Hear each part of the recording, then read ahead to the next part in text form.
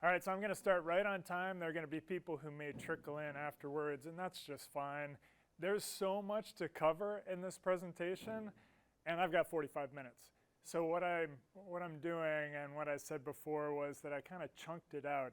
I started out with what I first proposed to OCBC, which was how to get your brewery noticed in ChatGPT results. But that was way back in March. And so much has happened since then, I just kept layering on and on and on. So I want to talk about, originally, how to get your brewery noticed in ChatGPT, but then I want to expand it. I want to talk about what's happened with Microsoft Bing. I want to talk about what's happening with Google, which isn't available in Canada yet, sorry. And then I want to talk about all the tools that are available for artificial intelligence. But first I have to ask, do we have any hockey fans out there? Anybody like hockey here? I hear it's a thing in Canada, ish, yeah. Okay, so anybody care about who's playing tonight? Who do you think's going to win versus the Stars?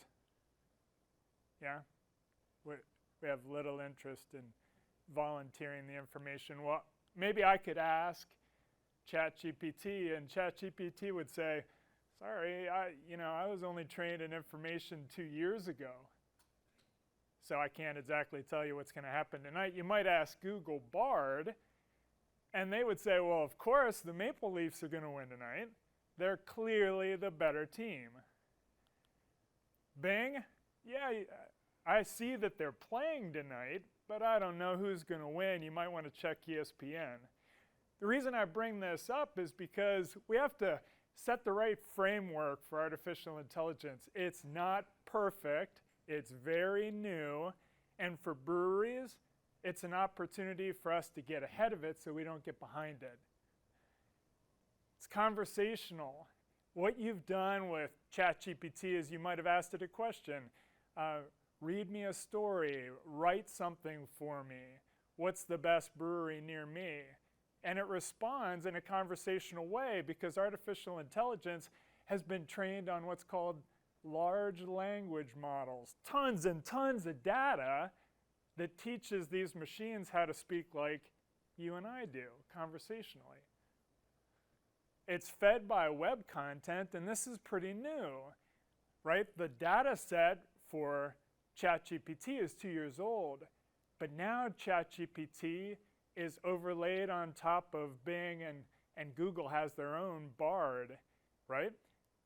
That means that you've got conversational responses with real-time data, and that's what we're going to talk today about, because you've probably struggled at times with getting your brewery on search engines or getting to the top of those rankings. Well, I'm going to suggest to you that if you're not in search, there's very little chance that you're going to be one of the results in artificial intelligence. Okay. It's not perfect. It's not gameable. They would say that it is. It's not sentient or feeling. There's a lot of debate whether or not it's going to take over the world. Well, we're not there yet. We don't need to worry about it becoming smarter or better than humans. It's about creating efficiencies in work. And in that, it's actually pretty good, and it's not fully mature. It's not about big governments, big brother or sister watching us every single day. It's never going to replace your best friend, making a recommendation maybe on a brewery to visit or clothes to wear. We're not quite here yet, but they're getting pretty close to where it could actually interact with humans in kind of a real and in an emotional way, in this case, playing guitar. Now, we're going to start this with your brand story, and we're going to talk about everything that's involved with making you discoverable to artificial intelligence. And then we're going to get into, again, the tools that we have available to us. ChatGPT, it's a generative, pre-trained transformer. Big words. Again, it's based in a large language model that allows it to respond to queries just like it's a human. Now, there have been headlines. You've seen this. You can't go a day without seeing something in your news feed about what it's doing and what advancements have been made and how all of these companies that you know and love are partnering with ChatGPT to make business better. And then you see stuff like this where, well, now forget about that 2-year data set issue that we had before. Sam, the founder of OpenAI, now says that ChatGPT is completely, fully integrated with Microsoft Bing, which if you haven't used Bing for basically ever, now Bing has relevance to us, right? Because ChatGPT was first integrated into Bing, which made Microsoft that, search engine to try again. Maybe give it a go. You've been using Google for so long, now ChatGPT makes Bing relevant. Now, if you were to ask it a question about Ontario breweries, like which Ontario brewery would my partner like, somebody from the audience put in Hoover. Well, yeah, I'm actually in ChatGPT results, but why should it matter? Does it really? Who cares? Well, it's because, again, you're going to show up in search. If you're showing up in ChatGPT, you're likely showing up in Bing and Bard for an artificial intelligence search of find me a brewery near me that offers live music, food truck options, and merchandise. What you're going to see today is that artificial intelligence is about and. It's a brewery and food trucks. It's a brewery and live music. Because a search like that goes from 1,000 results, a disgusting number of web pages, down to 4 or 5. Wouldn't you want to be a part of that 4 or 5? That's what we're talking about today. You start to see a little consistency between these two. 3 breweries in Ontario that my partner might like: Steam Whistle, Amsterdam, Sawdust. Do the exact same query again: Steam Whistle, Bellwoods, Muskoka. Now, why the difference? The difference is because there's a little bit of randomness in there. If ChatGPT doesn't have the absolute answer to my question, then it's going to go with its best guess. And the best guess in this case was consistently Steam Whistle. We ask why. Well, they're probably doing a lot of things right with respect to search engines. The content that they put up on the website, what people are talking about on socials. All of these things are pointers for Steam Whistle, which makes it extremely relevant to AI. Now, again, you're going to get this in the presentation deck, but this is what I would challenge you with. Go and ask ChatGPT for a brewery near me that's family friendly, a brewery near me that's award winning. And you start to see how maybe connecting the dots between, okay, I see, well, on their website, they actually have right on their front page that they're award winning, and here's the list of awards that they've won. You start to make those connections about the content that needs to exist on your site, on your social, in your press releases that act as pointers for ChatGPT, Bard, Bing, and all the other artificial tools to find you. Are we all tracking? We good? Okay, I got your interest at least. So, Bing, we talked about it. Microsoft dumps a ton of money into OpenAI. In the B kind of money, 10 billion US. And they're taking a stake because they're betting on artificial intelligence. They wanted to be the first, and you saw again that it made Bing relevant again. Now, what it offered up in March of this year was basically everything that Bing has indexed in the world with ChatGPT conversational responses. That was new because ChatGPT didn't even have timely topical data. They had a 2-year-old data set. Remember? ChatGPT learned on data that's 2 years old. Now all of a sudden it's up to date? Okay, Bing won for that span of time between March and ish now. So you would ask Bing that same question. Breweries for my partner and I. come up with a couple. Steam whistle, again, a common. Do it again. Bellwood's a common. Some new ones. Muskoka. Again, there's a little bit of randomness built into this. But when you start to see the consistency, you start to see who's winning in artificial intelligence search. Bard, again, not yet in Canada, sorry, but it's going to be here soon. It's the same principle as Bing. Now you've got the world dominance of Google, and all of a sudden you've got their artificial intelligence, different from ChatGPT. It's actually called Lambda. It's been around for a while, but they hope to compete head-to-head with Microsoft Bing and ChatGPT with their own proprietary system. And they're going to bank on you not going over to Microsoft because you've always used Chrome, you've always used Google. Similar, Norse, Flux, Block 3. Now these were actually new. Not new to the world, but new in our search. And you start to see where Google might favor some of their own listings. It has star ratings on Google Maps. Okay, yet another pointer that we need to be aware of. Have you enabled reviews in Google? Are you conscious of that?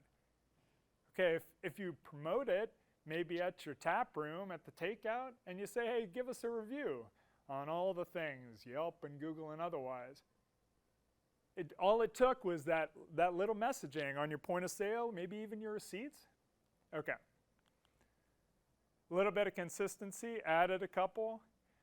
Point here being the three big players right now in AI-assisted search are Bard from Google, Microsoft Bing, and then ChatGPT with OpenAI.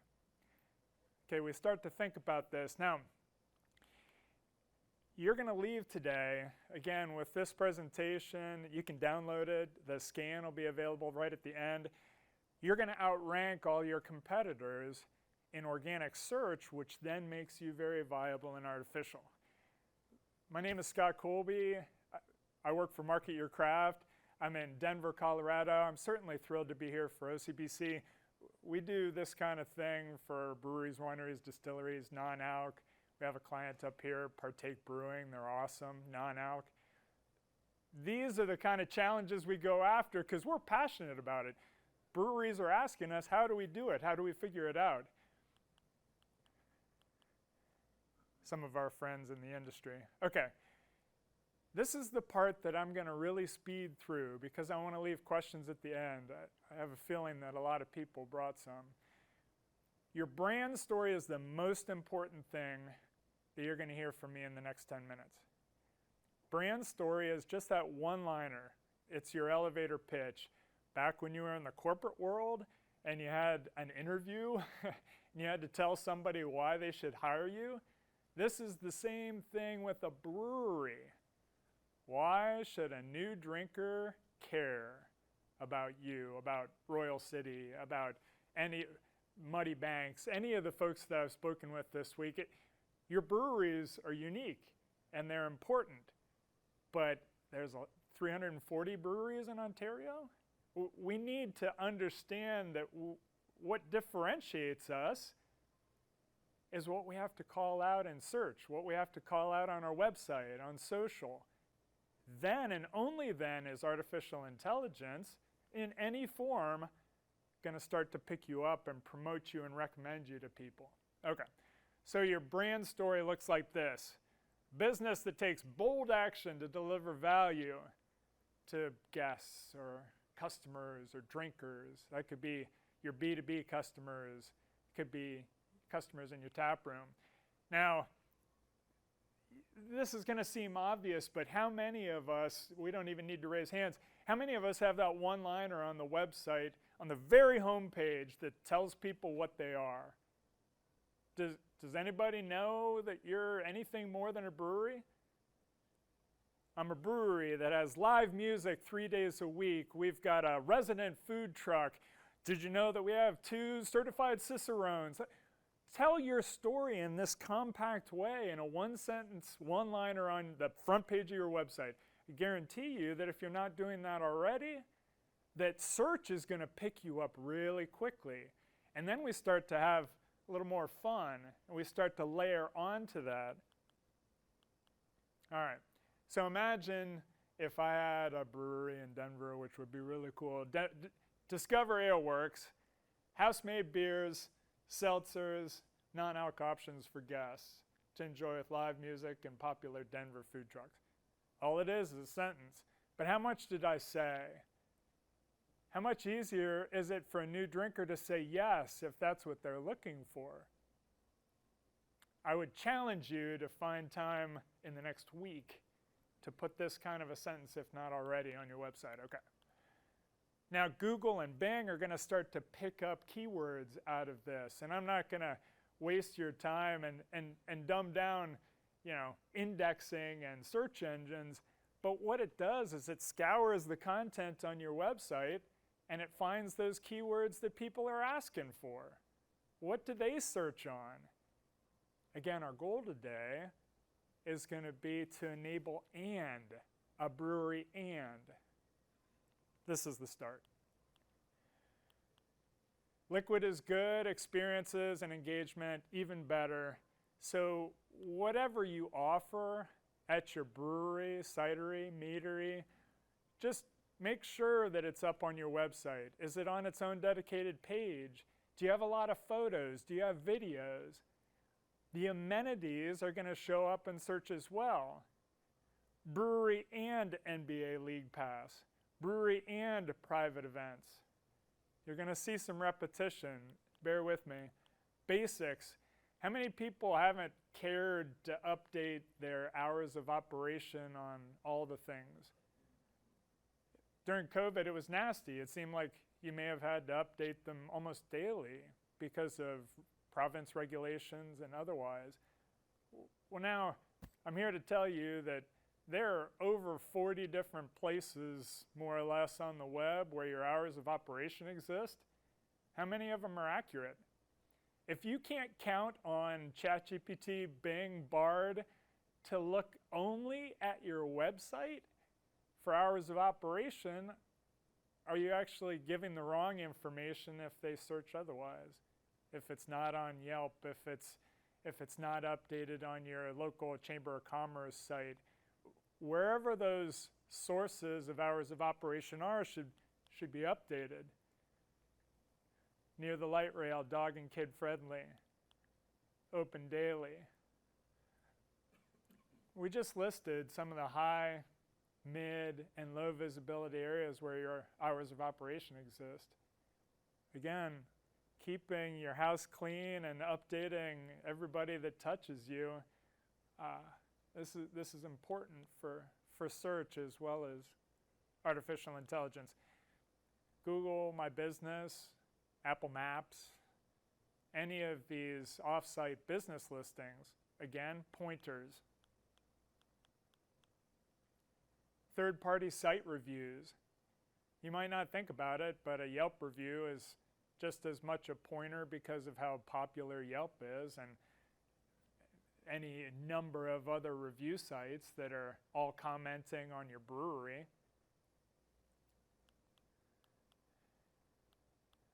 Because what does it pick up? Friendly, huge selection, popular beer styles, must see. So any of these become keywords for an and search with artificial intelligence. Any one particular time you might see this in the corner of my place, barrel aging an imperial stout, delicious, and then I've got some wine that's going, and you folks do this all the time. You cater to the homebrew communities. These people matter to you. You maybe even share recipes, do work with, brew with the brewer for a day, whatever the case may be. Again, if homebrewers are talking about you in their forums, in their homebrew clubs, this is also getting picked up. All right, bear with me. A couple more slides before we get to the tools. clubs, meetings, tours, any of these things on your website, on wedding planning sites, if you're a reception area for a private wedding or similar event.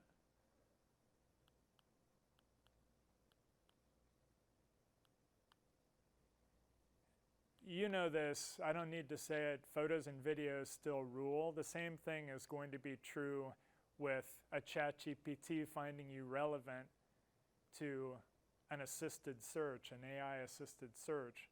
And so make sure that you describe on your website everything that's available. Describe your space. Make it easy for a new drinker to want to visit you because they can see themselves sitting at a table enjoying a beer. Alt tags, it's technical stuff, but if you do any of the web coding for your brewery, alt tags don't really play into artificial intelligence right now. They're still relatively helpful for Google indexing, but it's not going to give you any advantage in an artificial search. How many of you regularly send out press releases? Is that a thing? Yeah, charity stuff, a couple folks. And so this is, again, if it gets picked up by an industry magazine or a journalist, then they are pointing to your brand. This makes you more relevant to search, which makes you a higher rank in artificial. So press releases are free. It takes time, as you can attest to, I'm sure.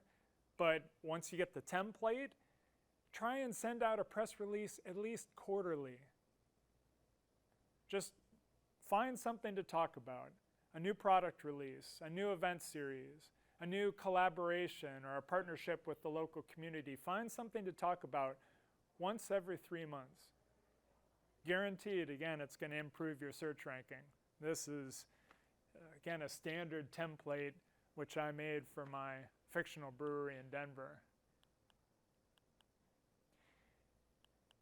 Lastly, calendars. Calendars are very important, but did you know that calendar events, if set up correctly, actually get indexed in Google? And so you could become known as not only the brewery that has live events, but the brewery that has an Oktoberfest, the brewery that has a November festival of some sort, or a collaboration invitational with other breweries. You can actually rank higher than other breweries or the event itself because it's brewery and live event. So in this case, Homebrew Legalization Day. Homebrew legalization, Jimmy Carter, October 14th. All of a sudden, any one of your breweries that is associated or sponsoring or supporting Homebrew Day, in the States that is, would get automatically Halo recognized for your participation in that. Food options, tell them what you have. Tell them how often you have it, food trucks or otherwise. Invite the trade to come visit you. You know, host trade-only events where you bring other breweries in. You do collab brew days. When you talk about these things, then not only are you, but all of the participants, all the partners are actually getting recognized for that event. Okay, so that was the first bit. And the point is that if you do these things separately, you could get noticed. You could get noticed in search. You might get noticed in artificial. But if you do them all together, you've enabled and. You have given search engines, and in turn, artificial intelligence, a reason to say, okay, Bob Kajian, if I'm doing a search on breweries near me, I want Bob Kajian to come up because they have enabled and on their website. They have taken some of these practices, they've put a brand story in there, they've listed all their amenities, they've talked about their food trucks, they send out press releases, they've enabled and again, artificial intelligence is going to give somebody a response to brewery near me very conversationally. Okay. Now,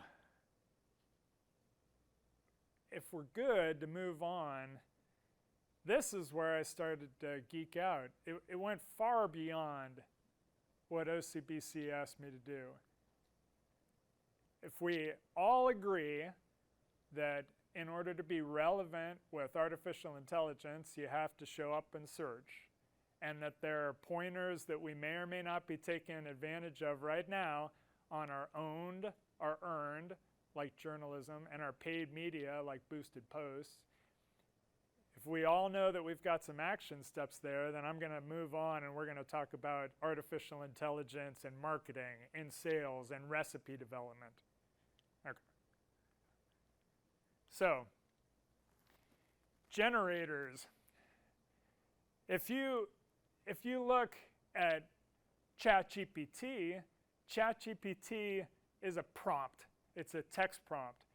You enter something in the prompt and it comes back with either what you asked for, a 280-character social post, or it comes back with recommendations on a brewery near me, or it writes a children's story. Whatever you ask it to do, it answers. And then it prompts you again. And through prompting and answering back and forth, you tighten up what ChatGPT gives you back. How many people have tried doing a product description or a product name, like a beer name or something like this? And you're like, yeah, it's close, but not quite. And then you prompt it again and you say, yeah, just dial this down a little bit or plus this up or let's see some more energy. And all of a sudden it comes back, and maybe after 4 or 5 times you're like, whew, it's pretty tight. It's good. Okay, well now a generator makes it even easier for you to get what you need, because it brings a bunch of different AIs together. So there are a number of OpenAI and Google's Lambda. There are a number of artificial intelligence services out there.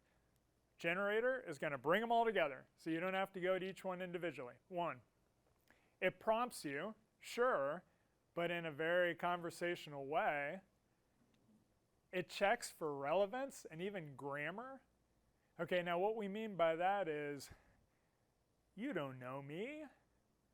How could you know anything about my brewery? Well, it actually asks you to train it a little bit. Tell me what your brand's like. Let me see your website. I'm going to scour your website. I'm going to come up with a voice that you can say, yeah, actually, that's something that I might say. And once you get to that point, you could ask it anything.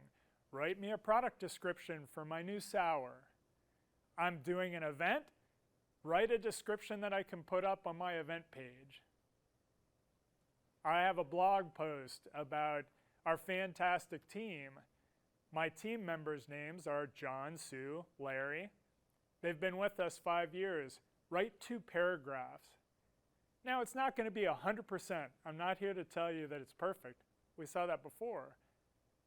But if it can get you 80% of the way there and you didn't have to start from scratch, I mean, how much time do we get back in our day to do other things? If you're a marketer, whew, social media posts, I mean, just imagine if your calendar was 80% done on a Monday when you showed up at work. Okay. References your business context and then outputs in a brand right way. Yeah, I could see myself saying that. Text generators. Now, you could look at ChatGPT and you could say, yeah, okay, I've tried. I've asked it to write a paragraph for my About Us page, and it put some flowery words in there, stuff that I would never say, back and forth. We got pretty close. Well, there are actually services that specifically create marketing and other bodies of text. And we took a look at a lot of them. You'll have access to all this in the presentation. we took a look at a lot of them, and we went for a deep dive into Jasper, but the point is that we've got templates that are available. We've got connections with other apps, just like Grammarly for your emails, right? Grammarly has a Grammarly Go, which is AI assisted, where it could start writing your emails for you, and you could just tweak them. Cons, we have to be careful of plagiarism, because somebody might have written an original work before, and ChatGPT or any of these services pulls bits and pieces from it. So you may want to just double check to make sure that original piece you thought you created isn't actually somebody else's. This is Jasper, very easy. I said, one sentence brand story for a brewery in Denver. And they came back with immediately, 2 sentences for me. And like I said, it's words that I would never use, and it's longer than I would make it, and it says a lot of things, but it makes it sound bigger and better than it is. And so this is an iterative process, just like ChatGPT. But this took a minute for me to go back and forth. Image generators. I sat in on this presentation the other day where an agency used DALL-E, which is one of the OpenAI generators, the image generator, to create a beer label. And it was fascinating to me. The images were spot on, and they were created from scratch. It followed the prompts exactly. What you'll see with all this, as you've already seen probably in your own experiences, it all depends on the instructions that you give. The more specific you are, the better it is equipped to produce what you're looking for. And it's creative, it's fast.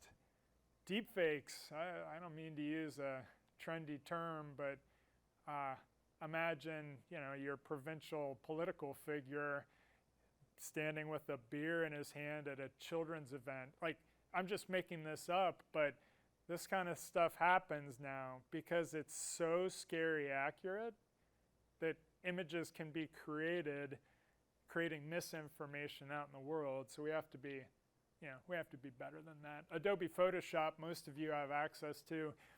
This was scary. Did you see it? Earlier this year, an AI-assisted photo actually won Sony's contest. So this was completely created by AI. And the designer was not shy about it. He was trying to prove a point.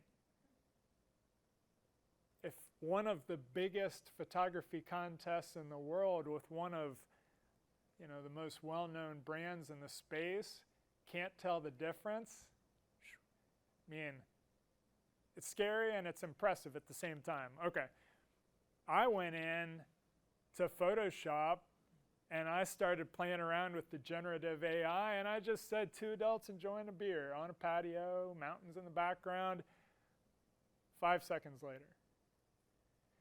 Not only 5 seconds later, but there were 20 more options, and all of them were good, right?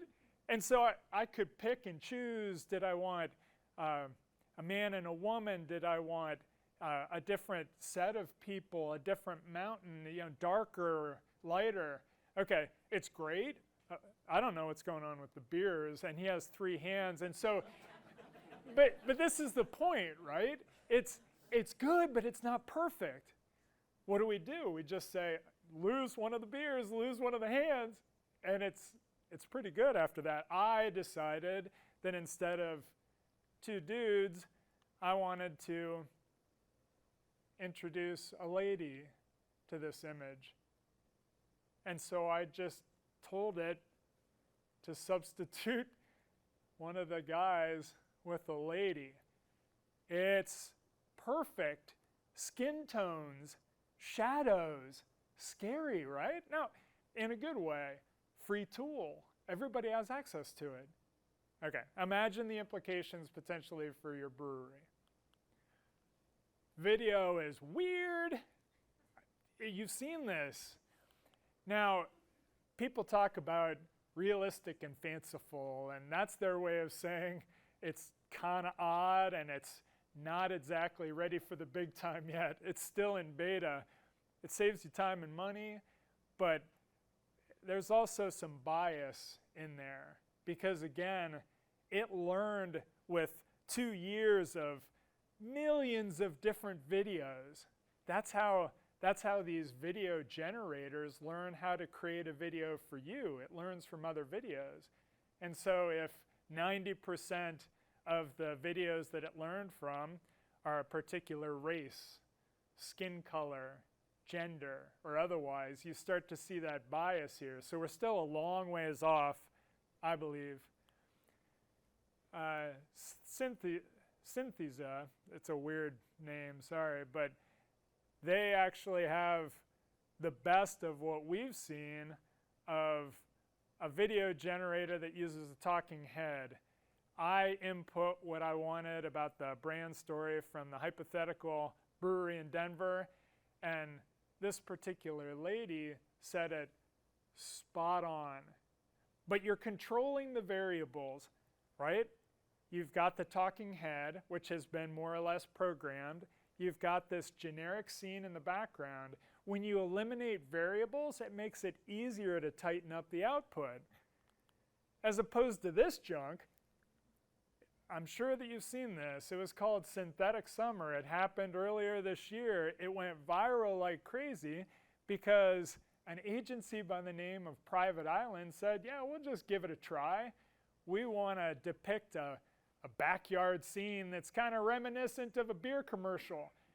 And 30 seconds of the most grotesque disfigurations of people and beer. This is like a can, but is it a keg? Is it a fermenter? I can't quite tell. If you've seen this video, there are flamethrowers. It's weird. Okay, it's in its infancy.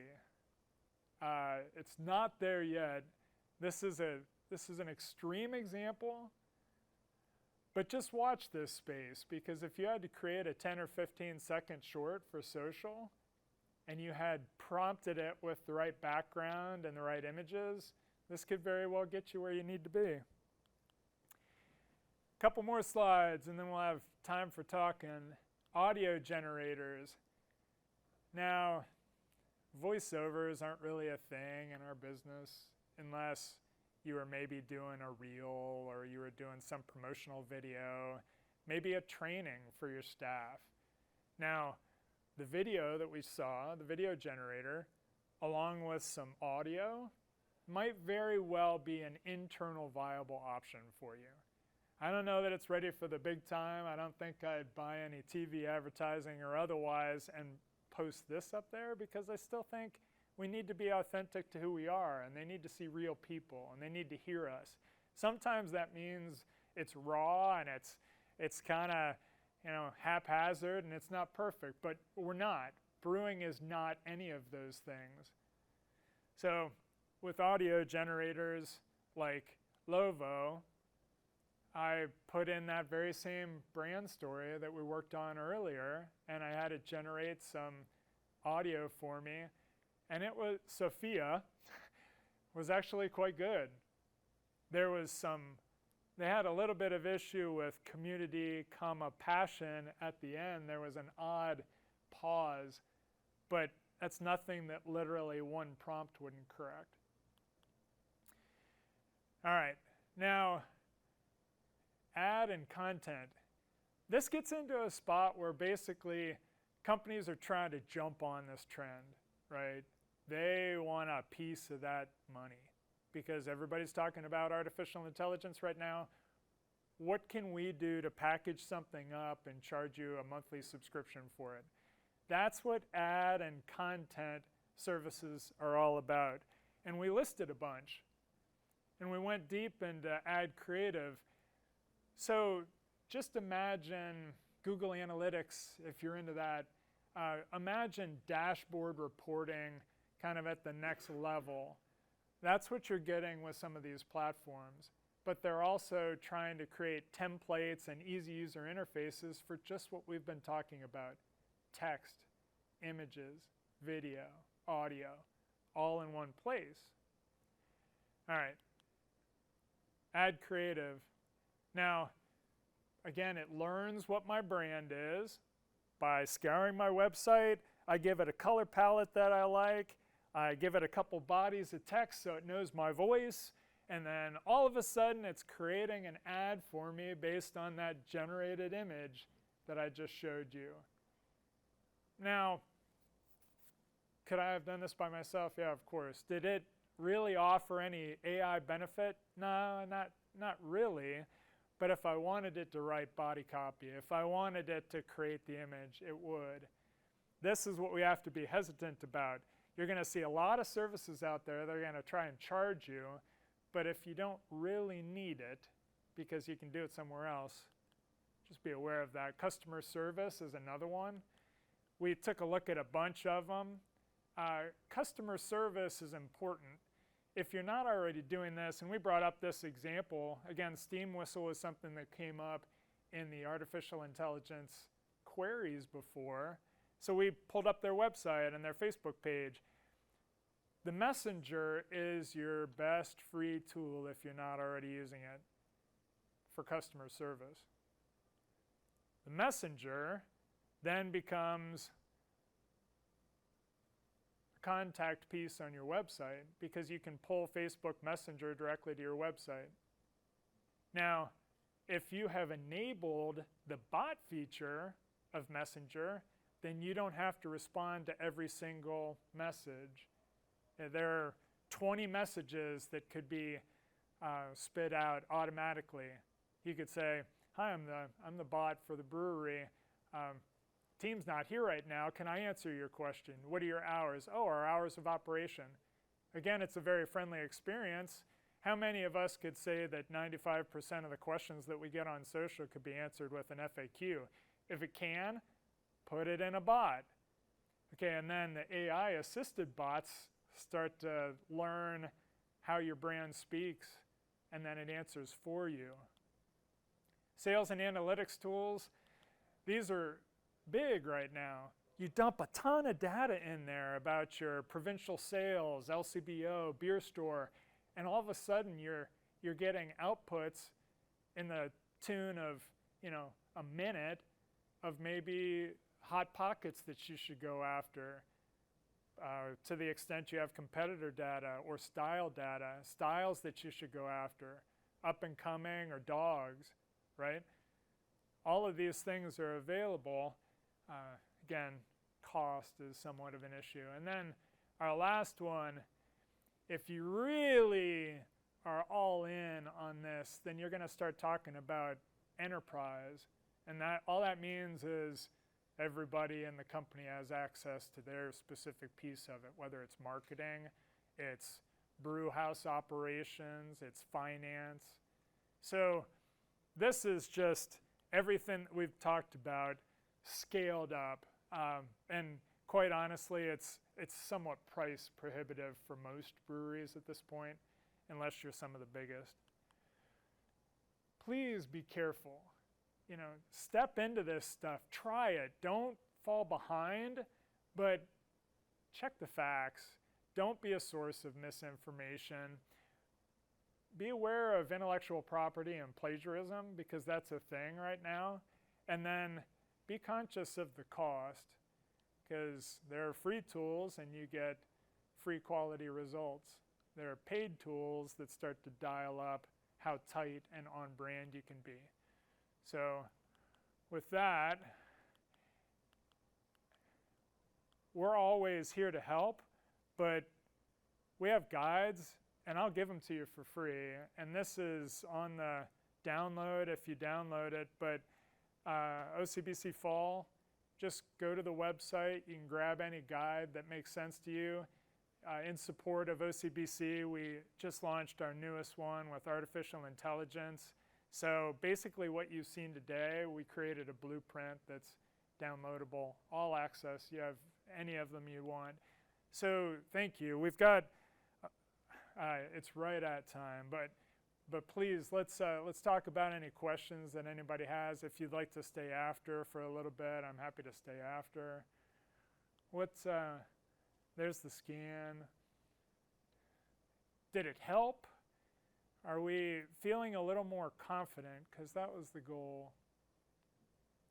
I see a lot of head nods. Less scary, yeah. I certainly hope so.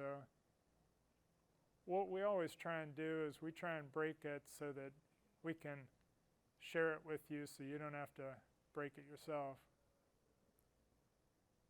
Are we starting to see, again, we divided the presentation into two, or are we starting to see how, one, I have to make sure my brewery is relevant on search in order to be relevant in artificial intelligence, and then two, the tools that we have available as marketers, as brewers, as operations folks? We got some, you have a question? When you were talking earlier about ChatGPT and like people searching on ChatGPT or looking for Bard, is that the same as just going to Google and putting in a search? Is that going to give you the similar, or is it different results? Is Google using Google Bard to give you the results? Because personally, I don't know, maybe other people are different. Like I wouldn't use ChatGPT to find a brewery. I just put in what's the best brewery in Niagara Falls and pull up whatever one's got the best rating. Yeah, it's a great question. In summary, do you have to do anything different than a normal search in order to get these results in either Bing or Bard or Google? So you opt in for Bard on the Google side, and basically when you do a regular search in Google, it gives you two results. One is the thousands of pages that it would have given you, and the other one is a focused AI-assisted 4 or 5 results. And then Bing, if you care to jump over there, they call it Copilot. And so Bing and the ChatGPT function is right alongside your Bing search. And so you'll get that same 1,000 results, but then Copilot on the margin will say, yeah, but if you want something a little more focused, here are 5. Yeah, again, all free to use now. Bard will be available in Canada presumably soon, but if you haven't been over to Microsoft, give it a try. Great question. What else? Jessica, yeah? Yes, I know we were talking about, I use it for all kinds of different purposes. I find myself, the one flaw that I have with ChatGPT right now is sometimes if I have a thought or a strategy, I look for the data or a statistic to kind of back that up, and I'll ask ChatGPT, hey, I think giving away a free hat is going to do an awesome job for sales. What do you think? And it'll give me reports. And it'll say, yeah, actually, I found this report. It says 70% of consumers will change what beer they purchase if you give them a hat. But the links that it provides, like the data sources, never drive back anywhere. I can never find, is there an alternate to ChatGPT that can give me accurate data sources or reports that I can reference? Yeah, I would take a look at Bing first, because if you remember from the screen grabs, Bing actually shows sources at the very bottom of their responses, and so it's linked. And remember that ChatGPT, unless you're using the paid version, ChatGPT, the free one, is version 3.5, and that's the one with the 2-year-old data set. And so unless you're upgrading and subscribing, one, it's going to be outdated, and two, it's $40 a month or something US. So I would start with Bing, and I would do those same queries and see if you get more relevant data and credible sources. Yeah. What else? Are we yeah, in the back. Hey, for somebody that doesn't have much experience with AI in general, is there any basics that you would suggest or courses to get started learning about it, or just doing it on your own level? This was a great first step, just sitting in on presentations like this. I hope it was valuable to you. It's just a matter of playing around with it a little bit. What I would do personally, if I were you, is a brewery separate from yourself. Start doing some Bing searches and Bard when it's available to you. Start doing some Bing searches on that brewery. And then take a little bit of time and just trace. Well, where did it find the information about the awards? How did it know that it has a resident live musician? And once you start to make those connections on a brewery separate from yourself, so you're objective about it, then you start to see how you can incorporate those same best practices into your own brewery. From a tech perspective, there are books. AI has been around since 1950, they say, right? And you hear about IBM and Big Blue and the chess game that it won and all of this stuff. So it's been around for a while. It's just never been so accessible to consumers. It's always been kind of the back office and the coders. Now it's available to you and I. So unless you want to get deep into the tech, I'd play with Bing for a little bit. Yeah, I hope that helps. Yep. How does it work with generating images with people? And if, like, I don't know if it's like building somebody just with kind of a bunch of building blocks, and then it's like, what if it spits out somebody like, hey, that's me? Or it's like even saying it's like, oh, I'm going to have Margot Robbie drinking my beer in a photo, but I'll maybe tweak her a little bit so it's not technically her. It's like, where does that kind of fall into play for like getting, I guess, sued? No, it's a great question. So just for everybody's benefit, and I'll summarize, images, how do we make sure that these are original works of art and not people that you might meet on the street in Ontario, my words, or celebrities that could sue a brewery for infringement or intellectual property or using their likeness without approval. So in theory, the more credible image generators like DALL-E from OpenAI, Photoshop, I would watch what Photoshop is doing, Adobe, they are starting from scratch and they're building an image pixel by pixel, and they just know facial composition and tone and shadowing. That's why in a heartbeat I was able to substitute one of the male figures with a female figure in the image that they created. You're rarely, if ever, unless you prompt them for a Margot Robbie, you're rarely going to get somebody that they found in history. There might be a likeness, but all of us have a doppelganger out there somewhere. If you have any concerns about it, I would just show it around your brewery and make sure that people say, yeah, it looks, I don't know a person like that. I've never seen a person like that. Just kind of a quick sniff test.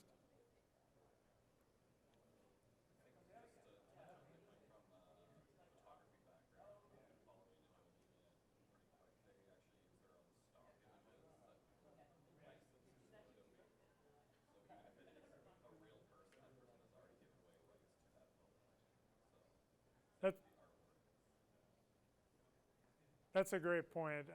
So if somebody didn't hear, Adobe sources some of their facial background or some of their building blocks from their stock art, and those people have already given off permission to use their likeness. And so it definitely would help to just make sure that when you're using an image generator that they have these kind of disclaimers that any image is fully licensed, is available for you to use in perpetuity without any sort of rights.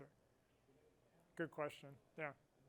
Just in your experience, like given like tangible, like real world like stories that you could tell real quick about someone successfully using AI to like do something awesome. Best yeah, great. So are there any real world examples in our experience? We've seen some recipe development, but the better use for recipe development is ingredient substitution and predictable outcomes. And so if you were to substitute lavender for something else, what could the perceivable aroma, taste, and bitterness, like what is the impact? And so we've seen a little bit of that there have been recipes that have been generated, but they're generally more generic. Like Sierra Nevada Pale Ale is available for anybody on the homebrew scale, so there's not as much creativity there.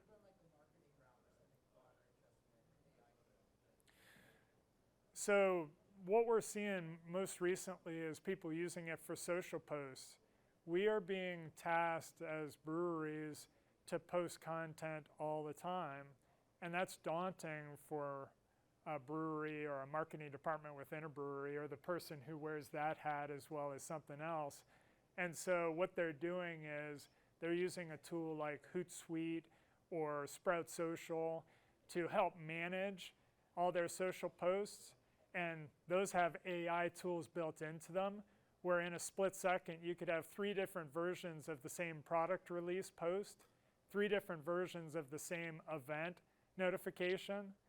And so all of a sudden, it might not be sexy, but you're streamlining that social media marketer's day by hours.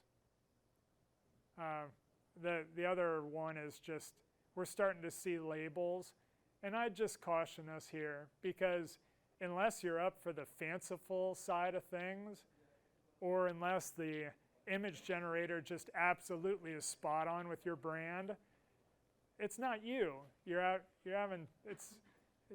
dissociated from it. There's a difference between turning out a beer label in a second and being thoughtful and coming up with a beer label that makes sense for your brand. So I've seen a lot of creativity there, but not necessarily something I agree with. Good? Hey, thank you. Appreciate you folks. Yeah.